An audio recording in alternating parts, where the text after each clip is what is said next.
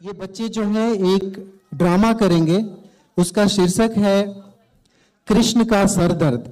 आप सबको पता होगा भगवान कृष्ण को एक बार सर में दर्द हुआ। वैसे तो भगवान को सर में दर्द नहीं होता है, बट वो लीला थी भगवान की, ये बताने के लिए कि भक्तों का उनके साथ कैसा रिलेशन है। और इसको बताने के लिए भगवान ने लीला की कि उनके सर में दर्द आए और वो जब भी ठीक होगा किसी भक्त के या किसी उनके चाहने वाले के चरण की धूली से ठीक होगा। तो आप लोगों को तो ये कथा मालूम होगी, लेकिन इस कथा को बच्चे अपने ढंग से प्रस्तुत करेंगे। कुछ गलतियां हो क्षमा कीजिएगा, बट लेकिन कोशिश कीजिए इन बच्चों का उत्साह बढ़ाने के लिए, ताकि आगे चल के ये और अच्छा इस भक्ति में आगे बढ़ सके। हरि बोल। आप सबके सामने एक नाटक प्रस्तुत करने जा रहे हैं जिसका नाम है कृष्ण का सर दर्द। नारद मुनि जो सारे ब्रह्मांड का भ्रमण करते हैं और भगवान के भक्त से मिलते हैं, ये सोच में पड़ गए कि भगवान श्री कृष्ण के सबसे बड़े भक्त कौन हैं। उन्होंने ये सोचा कि वे द्वारका जाकर स्वयं ही भगवान से पूछ लेंगे। इसलिए वे भगवान के नामों का गुणगान करते हुए उनके महल में पहुंच जाते हैं। नारायण नारायण, हे रानी रुक्मणी, मैं प्रभु से मिलने आया हूँ। मुझे उनसे एक महत्वपूर्ण प्रश्न पूछना है। कृपया करके आप मुझे उन तक ले जाइए। हे देवर्षि नारद, कृपया जल्दी आइए।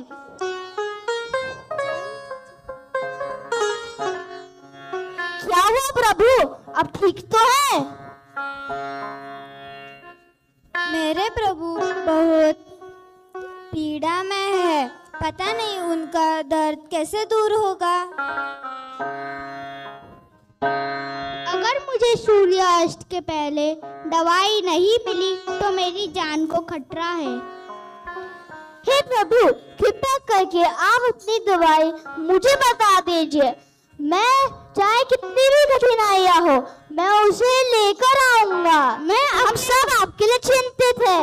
मैं अपने भक्तों की चरण धूली अपने सिर पर लगाकर ही ठीक हो जाऊंगा और इसका कोई उपाय नहीं है।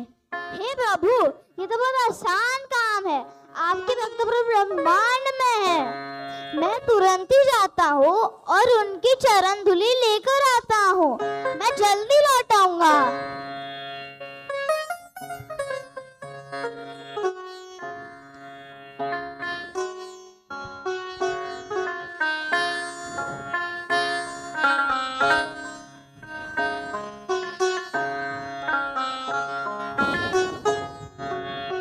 नारद मुनि को पूरा भरोसा था कि उन्हें दवाइयाँ बहुत जल्दी मिल जाएगी। वे सीधे कृष्ण की रानियों के पास उनकी चरण धूली मांगने चले जाते हैं।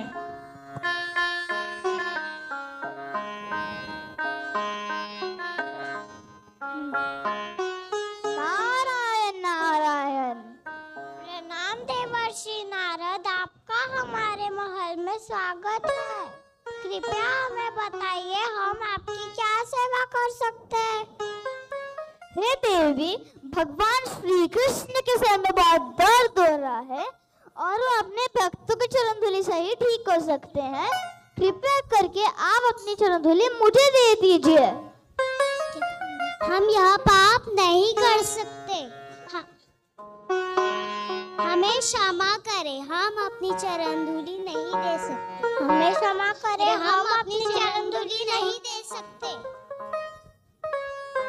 हमारी चरण धूली भगवान के सर पे लगाने से हमें नरक जाना पड़ेगा। हम यह पाप नहीं कर सकते। हमें क्षमा करें, हम अपनी चरण धूली नहीं दे सकते।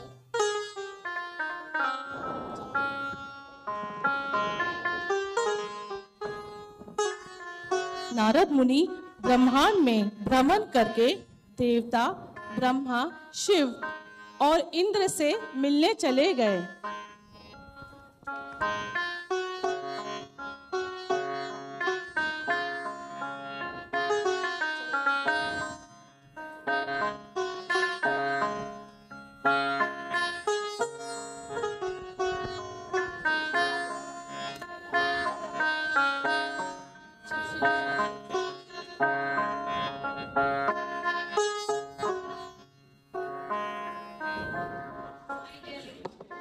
नारायण नारायण। प्रणाम देवर्षि नारद। हे देवताओं, मैं आपसे कुछ अनुरोध करने आया हूँ। कृपया करके आप अपनी चरण धूलि मुझे दे दीजिए।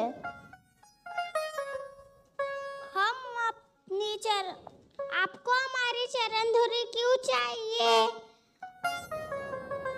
हमारी चरण धूलि कैसे दे सकते हैं? भगवान तो पूजनीय है, मैं अपनी चरण धूलि नहीं दे सकता। असंभव, यह तो घोर अपराध है। हम जरूर नरक जाएंगे, हम अपनी चरण धूलि नहीं दे सकते।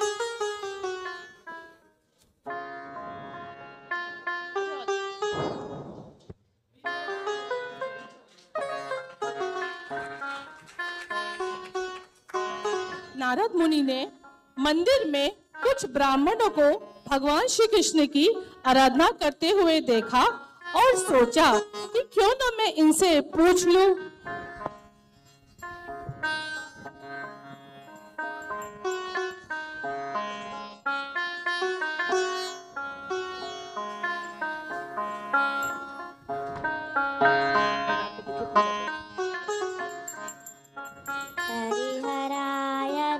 कृष्णाय यादवाय नमः, यादवाय माधवाय केशवाय नमः।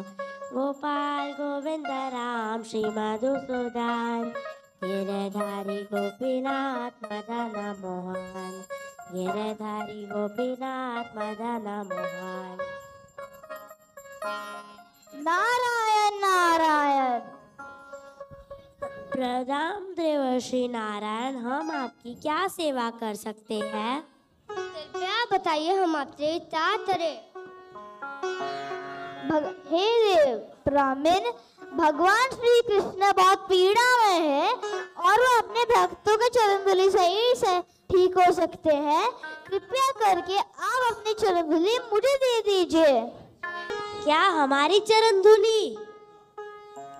हम अपनी चरण धूलि नहीं दे सकते।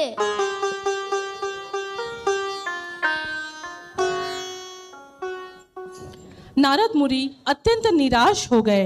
वे अपने प्रयासों में असफल होने के बाद द्वारका लौट आए।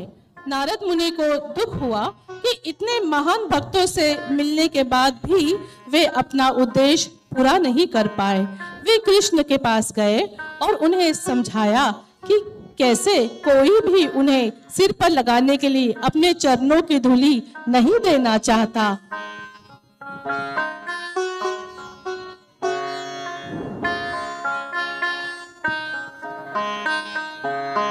नारद मुनि ने भगवान कृष्ण को प्रणाम किया और निराशा में सिर झुकाए घुटनों के बल बैठ गए।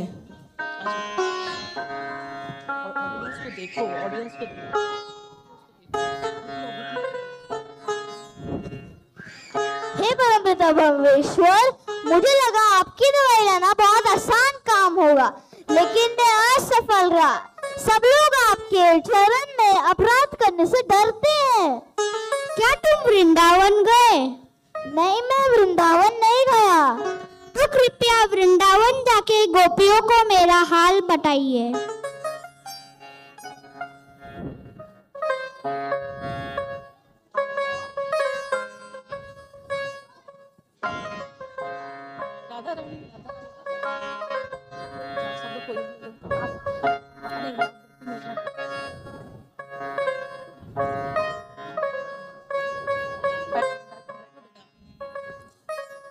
नारद मुनि तुरंत वृंदावन चले गए। वहां यमुना नदी के किनारे उन्होंने राधा रानी को उनकी सखियों से घिरी हुई देखा। सभी के चेहरे द्वारका की ओर थे और वे श्री कृष्ण के वियोग में रो रही थीं। जब उन्होंने नारद मुनि को देखा तो वे बहुत प्रसन्न हुई। अपनी आंखों के आंसू पोंछते हुए उन्होंने नारद मुनि का स्वागत किया।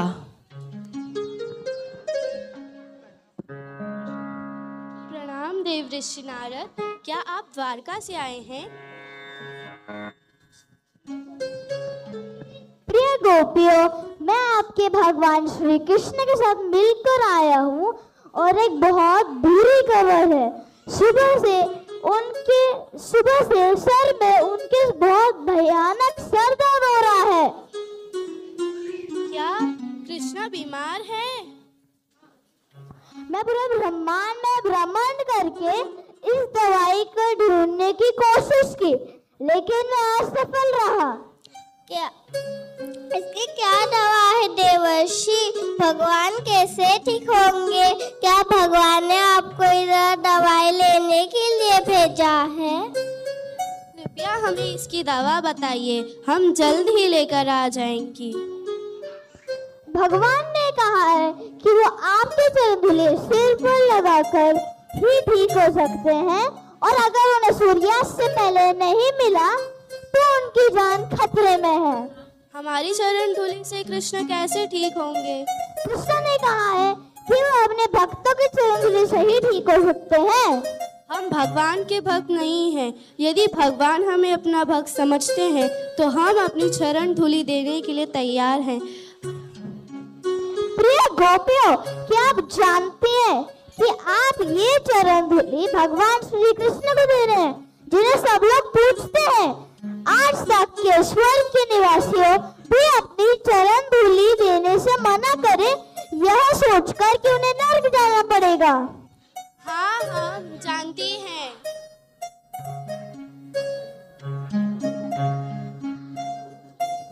अगर हमें नरक जाना पड़े फिर भी हम अपने चरण धूलि देने को तैयार हैं। हम चाहते हैं कि कृष्ण जल्दी से ठीक हो जाए। हम खुशी खुशी नरक भोगने को तैयार हैं। अगर कृष्ण खुश है तो हम भी खुश हैं। हम कृपया यह दवाई जल्दी से कृष्ण को दीजिए।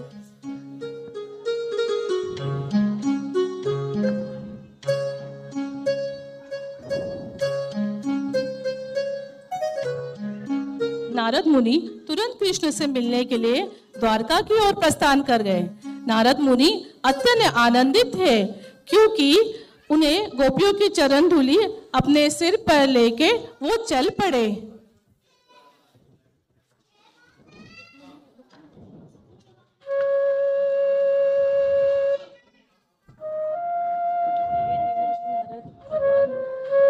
खो दिया है।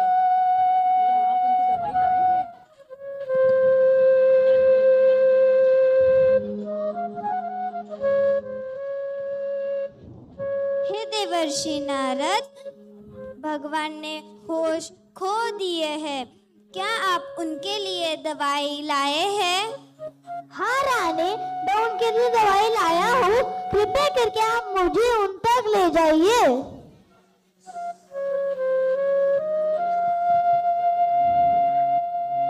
इनके पास लेके जाओ, एक्टिंग करो।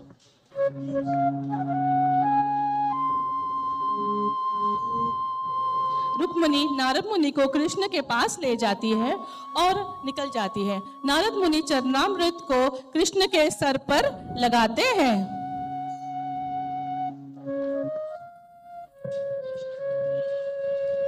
मेरा सिर दर्द अब चला गया है, मैं पूरी तरह से ठीक हो गया हूँ। नारद, तुम दूर ले ही आए। देखो, वृंदावन की गोपियां ना तो नरक जाने से डरती है और ना ही किसी परिणाम को सहने से। उन्होंने अपना संपूर्ण जीवन मुझे समर्पित कर दिया है। ओ नारद, यह जान लो कि वो व्रज की गोपियां ही मेरी सबसे महान और प्रिय भक्त है।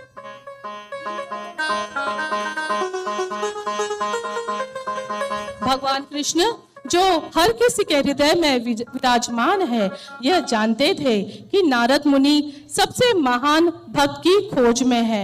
इसीलिए उन्होंने नारद मुनि को दिखाने के लिए यह अद्भुत लीला का आयोजन किया कि सबसे महान भक्त कौन है। श्रीमती राधा रानी और उनकी सखियों की चरण की यह पवित्र धूल गोपी चंदन कहलाती है। यही वह गोपी चंदन तिलक है जिसका हमें प्रतिदिन भगवान श्री कृष्ण के विभिन्न नामों से अपने शरीर पर चिन्ह अंकित करने के लिए उपयोग करते हैं। Hare Krishna Krishna Krishna Hare Hare, Hare Ram Ram Ram Ram Hare Hare. Thank you audience.